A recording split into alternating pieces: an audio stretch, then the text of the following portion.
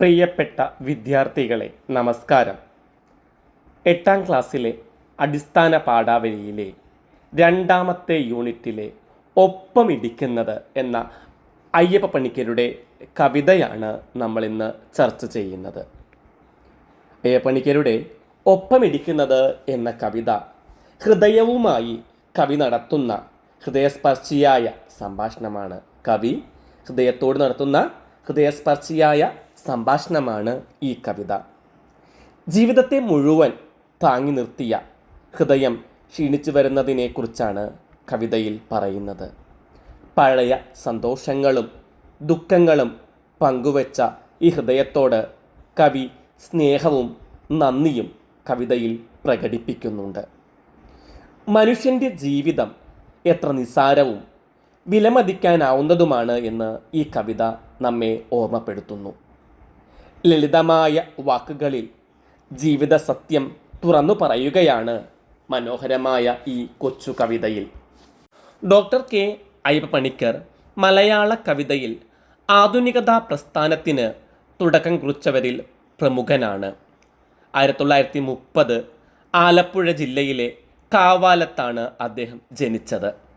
അധ്യാപകനായിരുന്നു. കുരുക്ഷേത്രം, മൃത്യുപൂജ, കുട്ടനാടൻ ദൃശ്യങ്ങൾ, കുടുംബ പുരാണം, പകലുകൾ രാത്രികൾ, കാർട്ടൂൺ കവിതകൾ, ഗോപികാദണ്ഡകം എന്നിവ പ്രസിദ്ധങ്ങളായ കവിതകളാണ്. ആക്ഷേപഹാസ്യത്തിൻ്റെ സാധ്യതകൾ കവിതയിൽ ഉപയോഗിച്ചു. സാഹിത്യ വിമർശകൻ എന്ന നിലയിലും അദ്ദേഹം പ്രശസ്തനാണ്. അയ്യപ്പണിക്കരുടെ കൃതികൾ ഗോത്രായനം, 10 മണിപ്പൂക്കൾ, അയ്യപ്പണിക്കരുടെ ലേഖനങ്ങൾ എന്നിവ പ്രധാനമായ കൃതികളാണ്. വിദേശ കവിതകൾ മലയാളത്തിലേക്ക് തർജ്ജമ ചെയ്തിട്ടുണ്ട്. ടി.എസ്. എലിയറ്റിൻ്റെ വേസ്റ്റ്ലാൻഡ് ഇതിൽ പ്രധാനപ്പെട്ട കൃതിയാണ്. കേരള സാഹിത്യ അക്കാദമി അവാർഡുകൾ അദ്ദേഹത്തിന് ലഭിച്ചിട്ടുണ്ട്. 2006 അദ്ദേഹം മരണപ്പെട്ടത്. സുഖ ദുഃഖങ്ങളുടെ മറുമൊഴിയല്ലോ ഹൃദയതാളം, മരിക്കുവോളം മനുഷ്യനിൽ തുടിക്കുന്ന ജീവരാഗം. മടിച്ചു നിൽക്കയോ ഹൃദയമേ നിന്റെ മിടിപ്പ് കൊണ്ടു നീ മടുത്തുപോകയോ. മടിച്ചു നിൽക്കയോ ഹൃദയമേ നിന്റെ മിടിപ്പ് കൊണ്ടു നീ മടുത്തുപോകയോ. ഹൃദയത്തോട് കവി ചോദിക്കുകയാണ്, എൻ്റെ ശരീരത്തിലിരുന്ന് നിരന്തരം ഇടിച്ചിടിച്ച് നീ മടുത്തുപോയോ. ഇടിപ്പ് കൊണ്ടു നീ മടുത്തുപോകയോ. എൻ്റെ ശരീരത്തിലിരുന്ന് നിരന്തരം ഇടിച്ചിടിച്ച് നീ മടുത്തുപോയോ. നീ പഴയ മാതിരി തുടിപ്പും തുഷ്ടിയും മറന്നുവോ നീ. പഴയ മാതിരി തുടിപ്പും തുഷ്ടിയും മറന്നുവോ. തുടിപ്പ് എന്നാൽ തുടിക്കൽ, സ്പന്ദിക്കൽ എന്നൊക്കെ അർത്ഥം. തുടിപ്പ് എന്നാൽ തുടിക്കൽ, സ്പന്ദിക്കൽ. തുഷ്ടി എന്നാൽ തൃപ്തി, സന്തോഷം എന്നിങ്ങനെയെല്ലാം അർത്ഥം. ഒരു സുഹൃത്തിനോടെന്ന പോലെ ഹൃദയത്തോട് കവി ഇവിടെ സംസാരിക്കുന്നു. എൻ്റെ ശരീരത്തിൽ ഇരുന്ന് ഇടിച്ചിടിച്ച് നീ മടുത്തോ. നിൻ്റെ പഴയ ആ പ്രസരിപ്പും സന്തോഷവും ഒന്നും കാണുന്നില്ലല്ലോ. നിൻ്റെ ആ പഴയ സന്തോഷവും പ്രസരിപ്പുമൊന്നും ഇന്ന് കാണുന്നില്ലല്ലോ. പറയുവാൻ അല്പം മടിയുണ്ടെങ്കിലും പറയേണ്ട കാലം അടുത്തുപോയി സർ. പറയുവാൻ അല്പം മടിയുണ്ട് എങ്കിലും പറയേണ്ട കാലം അടുത്തിരിക്കുന്നു എന്ന് പറഞ്ഞ് ഹൃദയം കവിയോട് സംസാരിക്കുകയാണ്. ഹൃദയത്തിൻ്റെ മറുപടിയാണ് ഇനി പറയുന്നത്. പറയാൻ കുറച്ച് മടിയുണ്ടെങ്കിലും ഇപ്പോൾ സത്യം പറയേണ്ട സമയമെത്തിയിരിക്കുന്നു. പറയാൻ അല്പം മടിയുണ്ടെങ്കിലും ഇപ്പോൾ സത്യം പറയേണ്ട സമയമാണ്. ഞാൻ വളരെ നാളായി കൂട്ടിലടച്ച ഇണക്കിളിയെപ്പോലെ ഇടിക്കുകയാണ്. ഞാൻ വളരെ നാളുകളായി താങ്കളുടെ ഹൃദയത്തിലിരുന്ന് ഇടിക്കുകയാണ്. എങ്ങനെ? കൂട്ടിലടച്ച ഇണക്കിളിയെപ്പോലെ. കൂട്ടിലടച്ച കിളിക്ക് യജമാനൻ നൽകുന്ന ആഹാരം മാത്രമാണ് കഴിക്കുന്നത്. ആ സാഹചര്യങ്ങളോട് പൊരുത്തപ്പെട്ട് ജീവിക്കുകയാണ് ഇണക്കിളി. ഇവിടെ ഹൃദയം തൻ്റെ യജമാനനായിട്ടുള്ള കവി നൽകുന്ന ആഹാര പദാർത്ഥങ്ങൾ കഴിച്ച് ജീവിച്ചു കൊണ്ടിരിക്കുകയാണ്. ഹൃദയത്തിൻ്റെ ഉടമയുടെ ഭക്ഷണരീതിയെ അനുസരിച്ചായിരിക്കും ഹൃദയത്തിൻ്റെ ആരോഗ്യം നല്ലതാണോ ചീത്തയാണോ എന്ന് നമുക്ക് പറയാൻ കഴിയുക. നല്ല ഭക്ഷണം കഴിച്ചാൽ ആരോഗ്യകരമായ ഹൃദയമെന്ന് പറയാം. ആരോഗ്യകരമായ ഭക്ഷണം കഴിക്കാതെ തോന്നുന്നപടി ജീവിച്ചാൽ, വ്യായാമമൊന്നുമില്ലാതെ ജീവിച്ചാൽ ആരോഗ്യത്തിന് അത് ദോഷകരമായിട്ടാണ് ബാധിക്കുക എന്നാണ് ഇവിടെ പറഞ്ഞു തരുന്നത്. അവയവങ്ങൾ പണിമുടക്കും. ഒന്നുകൂടി പറയാം, ആരോഗ്യകരമായ ഭക്ഷണത്തിന് പ്രാധാന്യം കൊടുക്കണം. ആരോഗ്യകരമായ ഭക്ഷണത്തിന് പ്രാധാന്യം കൊടുക്കണം. അതുപോലെ തന്നെ ശരീരത്തിന് ആവശ്യമായ വ്യായാമം ചെയ്യണം. ഇല്ല എങ്കിൽ നമ്മുടെ ഹൃദയം തകരാറിലാകും. ഹൃദയം മാത്രമല്ല, ശരീരത്തിലെ അവയവങ്ങളെല്ലാം തന്നെ തകരാറിലാകും. തടിച്ച ദുഃഖങ്ങൾ തകർത്ത പെയ്ത നാൾ, തരുണ സൗഖ്യങ്ങൾ തടവി നിന്ന നാൾ, തുടിച്ചു ഞാനകം തുടുത്തു വേണ്ട പോൽ ഇടിച്ചു പോന്നതും മറക്കരുതു സർ. ജീവിതത്തിൽ കവി അനുഭവിച്ച കനത്ത അടിച്ചമർത്തുന്ന ദുഃഖങ്ങൾ ഉണ്ടായ കാലത്തും യൗവനത്തിലെ സന്തോഷങ്ങളിലും ഞാൻ ക്ഷീണിക്കാതെ ആവശ്യത്തോളം ശക്തമായി ഇടിച്ചിരുന്നു. അത് സർ മറക്കരുത്.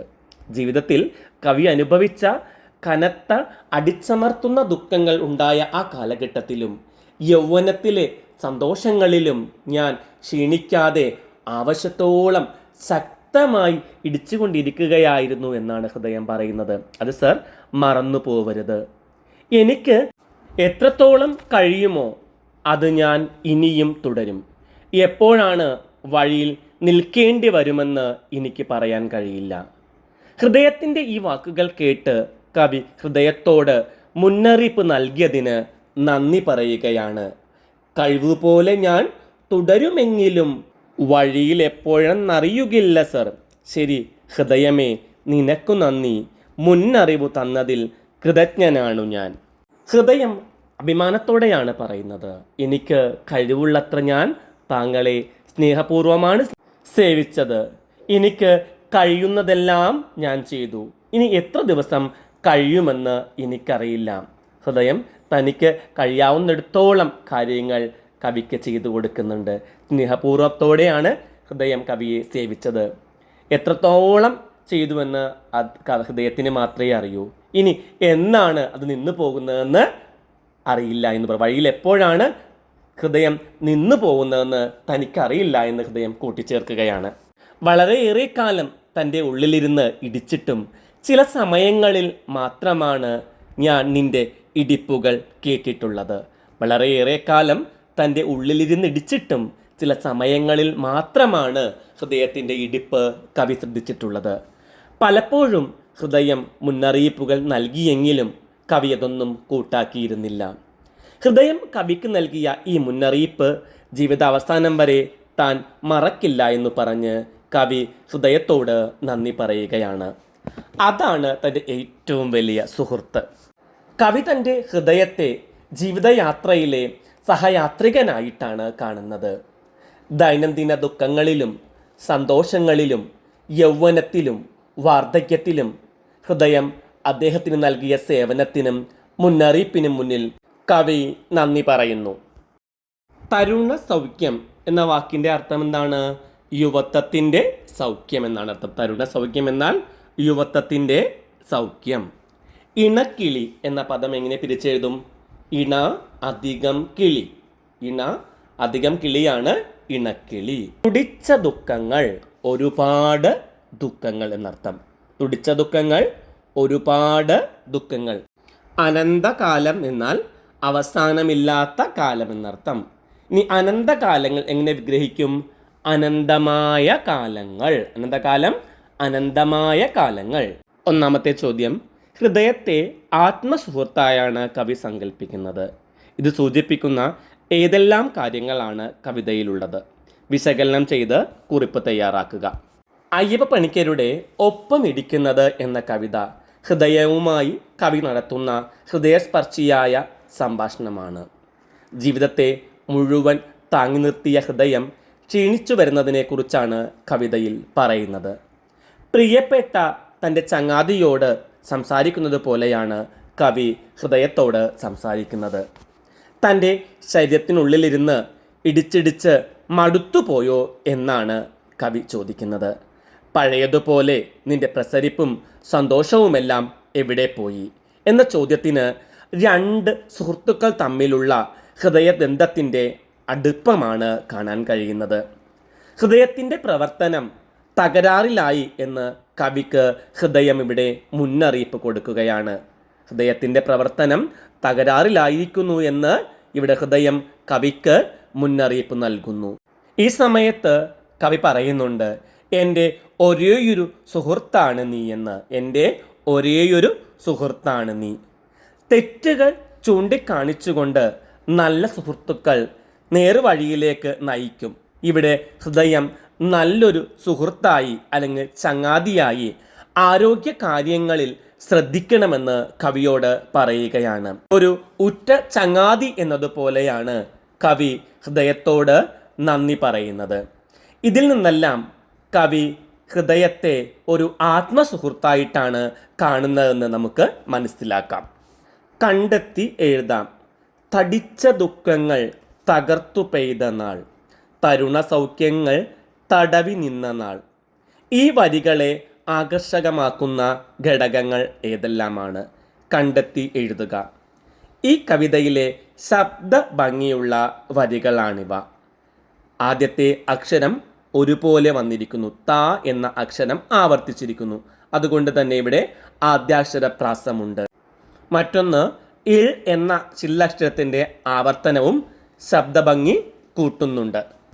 തടിച്ച ദുഃഖങ്ങൾ, തരുണ സൗഖ്യങ്ങൾ, തകർത്തു പെയ്ത നാൾ, തടവി നിന്ന നാൾ എന്നീ വാക്കുകളുടെ പ്രയോഗ ഭംഗിയും വരികളെ ആകർഷിക്കുന്നുണ്ട്. ജീവിതത്തിൽ കവി അനുഭവിച്ച കനത്ത അടിച്ചമർത്തുന്ന ദുഃഖങ്ങൾ ഉണ്ടായ കാലത്തും യൗവനത്തിലെ സന്തോഷങ്ങളിലും താൻ ക്ഷീണിക്കാതെ ആവശ്യത്തോളം ശക്തമായി ഇടിച്ചു നിന്നു എന്ന് ഹൃദയം കവിയോട് പറയുകയാണ്.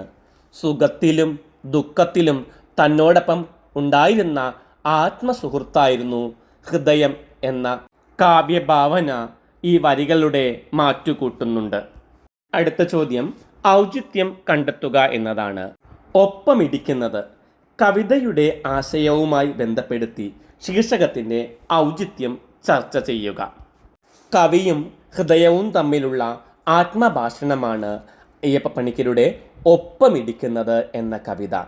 വലിയ ദുഃഖങ്ങൾ തകർത്തു പെയ്ത കാലത്തും ഏറെ സന്തോഷം നിറഞ്ഞ കാലത്തും ഹൃദയം തന്നോടൊപ്പം ഉണ്ടായിരുന്നുവെന്ന് കവി ഓർക്കുകയാണ്.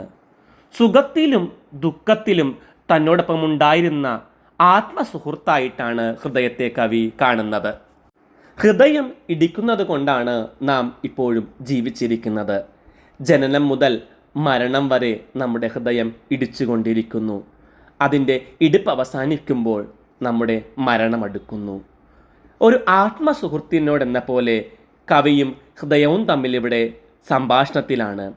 ഒപ്പമിടിക്കുന്ന ഹൃദയം ഒരു ചങ്ങാതിയായിട്ടാണ് കവി അതിനെ കാണുന്നത്. ഒരു ആത്മ സുഹൃത്തായിട്ടാണ് അല്ലെങ്കിൽ ചങ്ങാതിയായിട്ടാണ് ഹൃദയത്തെ കവി കാണുന്നത്. നാം ഹൃദയത്തോട് ചേർത്ത് നിർത്തുന്ന സുഹൃത്തുക്കൾ നമ്മുടെ മുന്നോട്ടുള്ള യാത്രയിൽ നമുക്ക് ശക്തി പകരുന്നവരാണ്. അതുപോലെ ഒപ്പമിടിക്കുന്ന ഹൃദയവും നമ്മോട് കൂടെ സഞ്ചരിച്ചുകൊണ്ട് നമ്മെ സഹായിക്കുകയാണ്. കവി തൻ്റെ ഹൃദയത്തെ ജീവിതയാത്രയിലെ സഹയാത്രികനായിട്ടാണ് കാണുന്നത്. ദൈനംദിന ദുഃഖങ്ങളിലും സന്തോഷങ്ങളിലും യൗവനത്തിലും വാർദ്ധക്യത്തിലും ഹൃദയം അദ്ദേഹത്തിന് നൽകിയ സേവനത്തിനും മുന്നറിയിപ്പിനും മുന്നിൽ സ്നേഹത്തോടെ നന്ദി പറയുന്നു. അതുകൊണ്ട് തന്നെ ഒപ്പമിടിക്കുന്നത് എന്ന ശീർഷകം ഈ കവിതക്ക് ഏറ്റവും അനുയോജ്യമാണെന്ന് പറയാം. ഇന്നത്തെ ക്ലാസ് നമുക്ക് ഇവിടെ അവസാനിപ്പിക്കാം. മറ്റൊരു ക്ലാസ്സുമായി കാണും വരെ എല്ലാവർക്കും നന്ദി, നമസ്കാരം. ക്ലാസ് ഇഷ്ടമായെങ്കിൽ ലൈക്കും ഷെയറും കമൻറ്റുമെല്ലാം പ്രതീക്ഷിക്കുന്നു.